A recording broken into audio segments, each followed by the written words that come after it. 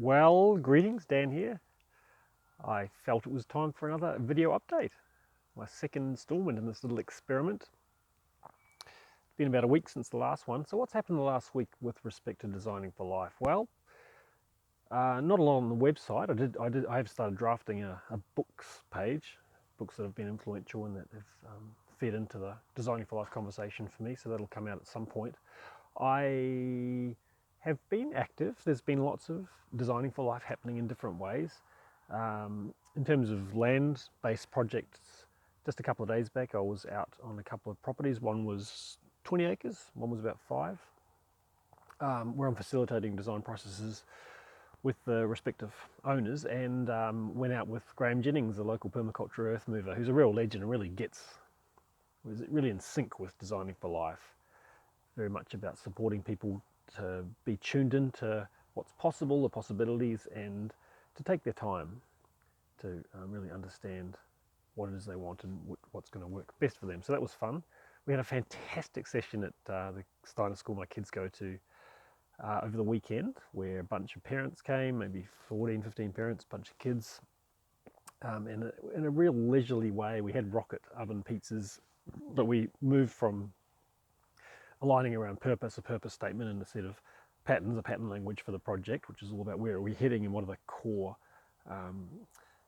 things that are going to influence the layout of the space, to actually mapping it. And that was really fun to send people off with aerial photos mapping access and sectors and all kinds of different stuff, and then to even start to tune into where the boundaries were. And it excites me to share with folk what for a lot of people is a different way of mapping space, using your whole body, feeling the differentiations or distinctions or crinkles that are there, tuning into things like the donut-shaped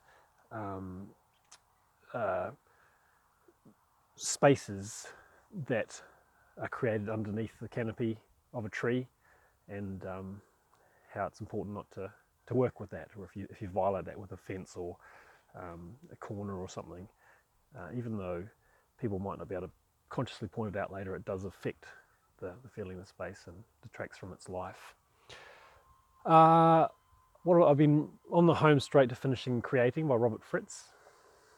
I haven't enjoyed it quite as much as The Path of Least Resistance.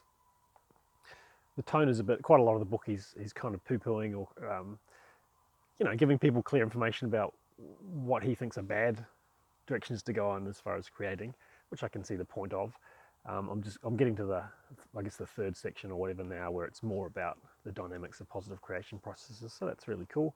I've got a 2.5 day retreat, or 2.25 day retreat, on holistic decision making that is running this weekend just outside Brisbane. So I'm looking forward to heading up for that. I've just been rewriting or evolving the notes up to version 7. It's about a 40-page book of notes that goes along with that, and it's a thrill for that to be evolving and to feel the influence of things like possibility management really flowing in. I'm using these things called maps, where the core moment, the core unit in the experience is using maps, where you draw this map in real time with the group, and the job of the map is to use it to call in and kind of channel a distinction into the space, to call distinctions in through the maps and land them in the space, initially intellectually, but then in an experiential way. And that's feeling great, and I can even feel the skeleton of a book on the topic emerging out of that. So that is happening. I've been in email discussions this morning with a colleague, Hazel, in New Zealand, looking at the possibility of forming a community of practice and inquiry around teaching or facilitating holistic decision-making learning experiences, bringing people into the practice. So that's fun. I've also got, must be a couple of weeks away, the second gathering of permaculture designers who are supporting the Making Permaculture Stronger project through the Patreon page of that, and there'll be probably 6 or 7 of us this time, really looking at how do we form a community of practice as permaculture designers and support each other to evolve and increase our capacity to be earth and culture healers.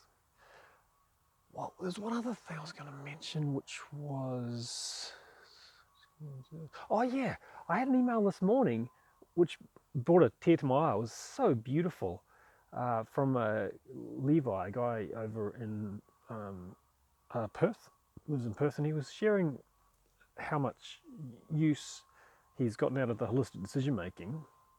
It was beautiful to hear. And then he shared how, in his words, he had a mystical experience catalyzed, or he was listening to a podcast, as part of one of the Making Permaculture Stronger podcast episodes, where I gave a talk for Dumbo Feather at a farm festival, only 20 minutes or something, around living design process, and he was that triggered him to snap into a different relationship with the world, or something like that, and moving from static things to feeling the flow and the process and the unfolding of himself, and all the life around.